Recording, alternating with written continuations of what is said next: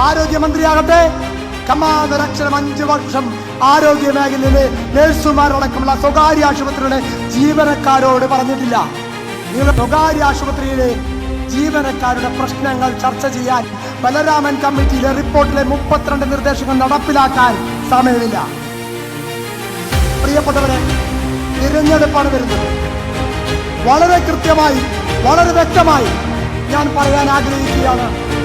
ഞങ്ങൾക്കൊപ്പം നിന്ന് ഞങ്ങൾക്ക് വേണ്ടി നിയമം നിർമ്മിക്കാത്തവർക്ക്, ഞങ്ങളോടൊപ്പം സഞ്ചരിക്കാത്തവർക്ക് ഒരു നഴ്സിന്റെയും അവരുടെ കുടുംബത്തിന്റെയും വോട്ടുണ്ടാകില്ല എന്ന് വ്യക്തമായി പറയാൻ ആഗ്രഹിക്കുകയാണ്. ഞങ്ങൾ ചോദിക്കുന്നത് 1333 രൂപയാണ്. ഇവിടെ ഒരു ബംഗാളിക്ക് അതിലും കൂടുതൽ ശമ്പളം കേരളം കൊടുക്കുന്നു. ഒരു മേസ്തിരി വീട്ടിൽ പണിയാൻ വന്നാൽ അദ്ദേഹത്തിന് തച്ചുകൂലിയായി 1500 രൂപ കൊടുക്കുമ്പോ ഇവിടെ ഒരു നഴ്സിന് ഇന്നും 600-700 രൂപ. എന്തൊരു അനീതിയാണ്!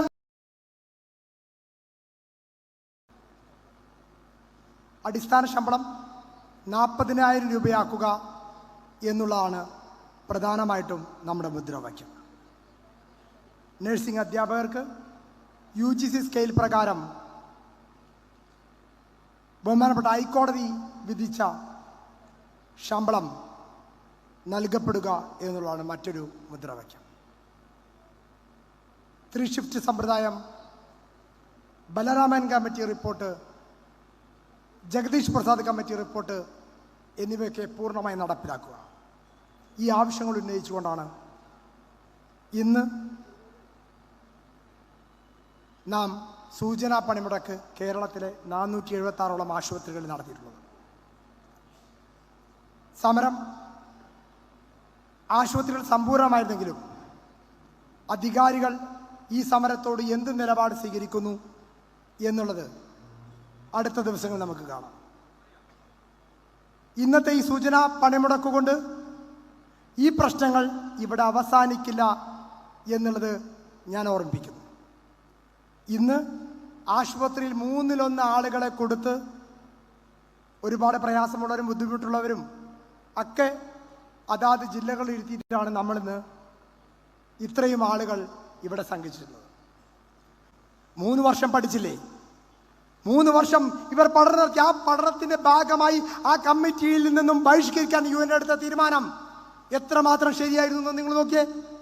ആ കമ്മിറ്റിയുടെ ഭാഗമായി നമ്മളുണ്ടായിരുന്നെങ്കിൽ അങ്ങനെയുള്ള ആ കമ്മിറ്റി പോയാൽ അലവൻസ് കിട്ടും, ഭക്ഷണം കിട്ടും. അവസാനം പറയും UN-കാര് എന്താണ് പൊതുജനത്തിന്റെ പണം എടുത്ത് 3 കൊല്ലം അലവൻസും മേടിച്ചിട്ട് പിന്നീട് ഇപ്പോൾ ഒരു സമരത്തിന് ഇറങ്ങിക്കൊണ്ടു. അതുകൊണ്ടാണ് ഇത് മുന്നിൽ കണ്ടുകൊണ്ട് ഈ 2023 UN-യുടെ സമരത്തിന്റെ ഭാഗമായിട്ട് ഒരു ചർച്ച വിളിച്ച് ഒരു ശമ്പള പരിഷ്കരണ കമ്മിറ്റി വെക്കുമ്പോൾ നമ്മൾ പറഞ്ഞു സമയബന്ധിതമായി 1 വർഷമോ 6 മാസമോ എന്നുള്ള സമയം വെക്കാൻ സാധിക്കുമോ? പറ്റില്ല എന്ന് പറഞ്ഞു. IRC കേരളത്തിലെ ആശുപത്രികളെ ഏറ്റവും ശക്തമായ സംഘടന, ഏറ്റവും അംഗബലമുള്ള സംഘടന. ആ സംഘടനയ്ക്ക് മുമ്പ് ഷിബു ബേബി ജോൺ തൊഴിൽ മന്ത്രിയായിരുന്ന സമയത്ത് 2 പ്രതിനിധികളുണ്ടായിരുന്നു. അതിവർ 1 വെട്ടിച്ചുരുക്കി. ആരോഗ്യമന്ത്രിയാകട്ടെ കമാതരക്ഷരം 5 വർഷം ആരോഗ്യ മേഖലയിലെ നഴ്സുമാരടക്കമുള്ള സ്വകാര്യ ആശുപത്രിയുടെ ജീവനക്കാരോട് പറഞ്ഞിട്ടില്ല. ആരോഗ്യമന്ത്രി ഡാൻസ് കളിക്കാൻ പോകും, അവിടെ ഓരോ പരിപാടിക്കും പറയും, ഭയങ്കര വൈകാരികമായി സംസാരിക്കും. പക്ഷേ സ്വകാര്യ ആശുപത്രിയിലെ ജീവനക്കാരുടെ പ്രശ്നങ്ങൾ ചർച്ച ചെയ്യാൻ ബലരാമൻ കമ്മിറ്റിയിലെ റിപ്പോർട്ടിലെ 32 നിർദ്ദേശങ്ങൾ നടപ്പിലാക്കാൻ സമയമില്ല. ഇത്തരം കെടുകാര്യസ്ഥതയ്ക്കെതിരെയായിരിക്കണം നമ്മുടെ നിലപാട്. പ്രിയപ്പെട്ടവരെ, തിരഞ്ഞെടുപ്പാണ് വരുന്നത്. വളരെ കൃത്യമായി, വളരെ വ്യക്തമായി ഞാൻ പറയാൻ ആഗ്രഹിക്കുകയാണ്. ഞങ്ങൾക്കൊപ്പം നിന്ന് ഞങ്ങൾക്ക് വേണ്ടി നിയമം നിർമ്മിക്കാത്തവർക്ക്, ഞങ്ങളോടൊപ്പം സഞ്ചരിക്കാത്തവർക്ക് ഒരു നഴ്സിന്റെയും അവരുടെ കുടുംബത്തിന്റെയും വോട്ടുണ്ടാകില്ല എന്ന് വ്യക്തമായി പറയാൻ ആഗ്രഹിക്കുകയാണ്. ഞങ്ങൾ ചോദിക്കുന്നത് 1333 രൂപയാണ്. ഇവിടെ ഒരു ബംഗാളിക്ക് അതിലും കൂടുതൽ ശമ്പളം കേരളം കൊടുക്കുന്നു. ഒരു മേസ്തിരി വീട്ടിൽ പണിയാൻ വന്നാൽ അദ്ദേഹത്തിന് തച്ചുകൂലിയായി 1500 രൂപ കൊടുക്കുമ്പോ ഇവിടെ ഒരു നഴ്സിന് ഇന്നും 600-700 രൂപ. എന്തൊരു അനീതിയാണ് അല്ലെ? ഇപ്പോ നിങ്ങൾക്കറിയാം, നഴ്സുമാരില്ലാത്ത കുടുംബങ്ങൾ ചുരുക്കമാണ്. അതുകൊണ്ടാണല്ലോ 28.5 ലക്ഷം നഴ്സുമാരുണ്ട്. ഈ 28 ലക്ഷം നഴ്സുമാരെന്ന് പറഞ്ഞാൽ അച്ഛനെയും അമ്മയെയും മാത്രം കൂട്ടിയാൽ 1 കോടിക്ക് മുകളിൽ സമൂഹമുള്ള ഒരു സംഘടനയാണ് നമ്മൾ. അവരെ പ്രതിനിധാനം ചെയ്യാൻ കഴിയുന്ന നമ്മുടെ വലിയൊരു വിഭാഗം പ്രവാസികളാണ്. ആ പ്രവാസികളോടും നമ്മൾ അല്ലെങ്കിൽ പ്രവാസികളായിട്ട് UN പ്രവർത്തകർ വീട്ടിലേക്ക് വിളിച്ചു പറഞ്ഞാൽ അവർ കേൾക്കും. ഇവിടെ ജാതി മത സംഘടനകൾ വോട്ട് ബാങ്ക് രാഷ്ട്രീയം പറഞ്ഞുകൊണ്ട് വിലപേശുമ്പോൾ അതിനേക്കാൾ കരുത്തുള്ള ഓരോ കുടുംബത്തെയും സംരക്ഷിക്കുന്ന ഓരോ കുടുംബത്തിൻ്റെയും അന്നദാതാക്കളായുള്ള നമ്മളുടെ വാക്കുകൾ ഓരോ കുടുംബവും കേൾക്കും. ആ കുടുംബങ്ങളോടൊപ്പം അവരോടൊപ്പം ഈ കേരളത്തിലെ രാഷ്ട്രീയ പ്രസ്ഥാനങ്ങൾക്ക് നിൽക്കേണ്ടി വരും. അതുകൊണ്ട് തന്നെ നമ്മൾ ബഹുമാനപ്പെട്ട MP ആണ് നമ്മുടെ ആലപ്പുഴ MPയും AICC കൂടെ KC വേണുഗോപാൽ അവരാണ് നമ്മുടെ ഈ പരിപാടിയുടെ ഉദ്ഘാടകൻ. ഇന്ന് സ്ഥാനാർത്ഥി നിർണയവുമായി ബന്ധപ്പെട്ട് ഡൽഹിയിൽ നിന്ന് എത്താൻ സാധിച്ചില്ല. അതുകൊണ്ട് അദ്ദേഹം അല്പസമയത്തിനകം നമ്മുടെ ഈ മഹാസമ്മേളനത്തെ അഭിസംബോധന ചെയ്യും. അദ്ദേഹത്തെ ക്ഷണിക്കാൻ ഞാൻ ചെന്നപ്പോൾ അദ്ദേഹം എനിക്ക് തന്നൊരു വാക്കുണ്ട്. അടുത്ത സർക്കാർ UDF ആണ് വരുന്നതെങ്കിൽ 40,000 രൂപ ശമ്പളം എന്നുള്ളത് നിങ്ങളുടെ കൈകളിൽ ആദ്യത്തെ 100 ദിനത്തിൽ നിങ്ങളുടെ കൈകളിൽ കിട്ടുമെന്ന് അദ്ദേഹം പറഞ്ഞു. അദ്ദേഹത്തിന് ഇലക്ഷൻ മാനിഫെസ്റ്റോയിൽ വെക്കാം. എനിക്ക് തോന്നുന്നു അദ്ദേഹത്തിന്റെ പ്രസംഗത്തിൽ അതെല്ലാം ഉൾപ്പെടുത്തുമെന്ന്.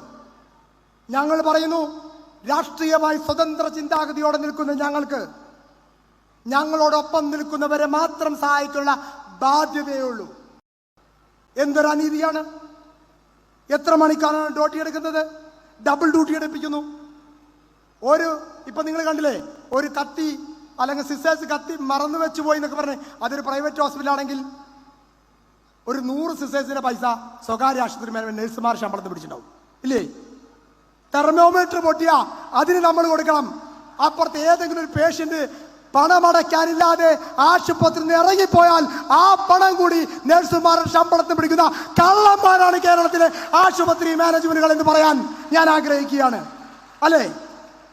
UNA-ക്ക് 2019 ഒരു കേസെടുത്തു. സാമ്പത്തിക തിരിമറി എന്ന് പറഞ്ഞിട്ട് കോടതി എടുത്തുകൊണ്ട് പുറത്തു കളഞ്ഞു. പക്ഷേ യഥാർത്ഥത്തിൽ ഇവിടെ ഏറ്റവും കൂടുതൽ കള്ളത്തരം കാണിക്കുന്ന സ്വകാര്യ ആശുപത്രി മാനേജ്മെന്റിനെതിരെ ഒരു കേസെടുക്കാൻ ഇവിടുത്തെ അധികാരികൾ തയ്യാറാകുമോ? പലരും പറയുന്നു ഇലക്ഷൻ വരികയാണ്. ഞങ്ങൾക്കറിയാം, ഇലക്ഷൻ സമയത്തെ സാധാരണക്കാരന് വിലയുള്ളൂ. അല്ലേ? സാധാരണക്കാരന് മുന്നിൽ ഏതൊരാളും വിനീത വിധേയനായി നിൽക്കുന്ന ഒരേ ഒരു സമയം ഇലക്ഷനാണ്. ഈ ഇലക്ഷൻ സമയത്ത് തന്നെയാണ് നമ്മൾ ആഞ്ഞടിക്കേണ്ടത്. ഇതിനേക്കാൾ പറ്റിയ മറ്റൊരു സമയമില്ല.